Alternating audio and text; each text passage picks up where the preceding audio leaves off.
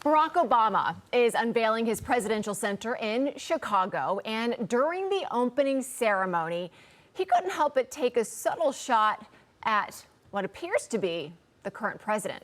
Listen. Their voices are not heard because we've got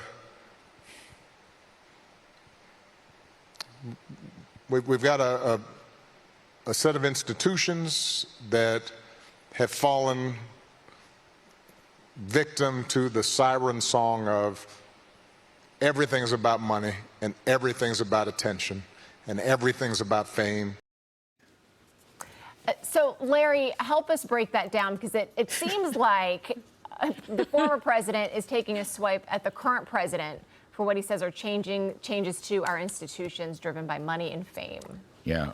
How many donors gave how many?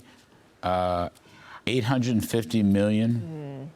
For the Obama Presidential Center, money. right? It's a terrible thing, money. Yeah. It's a terrible thing, the first trillionaire. Mm-hmm. You didn't build that. I know.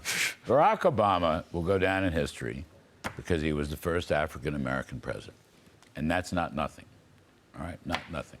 I remember covering this election night late on another network years ago, and I said the same thing. It's a big deal. On the other hand, regrettably, in my judgment at least, editorially, his domestic policies were terrible, his economic policies were terrible, and his foreign policies were worse. And you talk about a managed decline of America's fortunes, he is the embodiment of that, a mismanaged decline. And the good news is President Trump has reversed almost all of them, but history will prove, you know, whether the Trumpian legacy extends beyond or not. We don't know that yet, but certainly he is reversing it. So I give President Obama, you know, that point. I consider it, as a civil rights person, I consider it a very important point.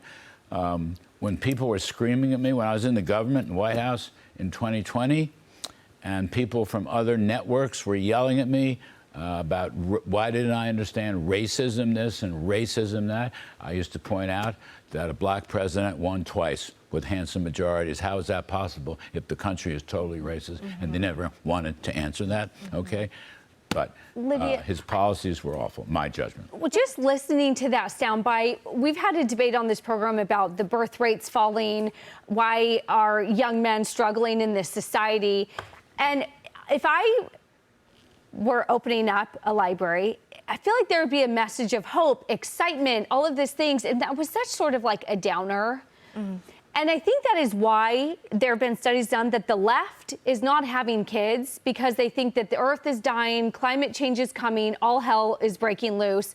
The right seems to have a lot of optimism and excitement and future, and we believe that the best is yet to come despite everything in this country. So I think just listening to that, it was like, oh gosh, what a way to open it. Just so down instead of optimistic. And to me, that just encapsulates right now, the left. Right. And I think that's also reflected, I mean, I hope I can say this, but can we just note the building design? If you haven't looked at it, you should Google it and take a look, because I would describe it as quite something. Well, I mean, I got my degree in architectural history, or art history.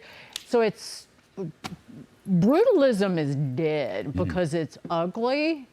And just look at the Marcel Breuer building on Madison. It used to be the Whitney. They couldn't even find what to do with that doggone thing. I think one of the auction houses is in it now. It's butt ugly.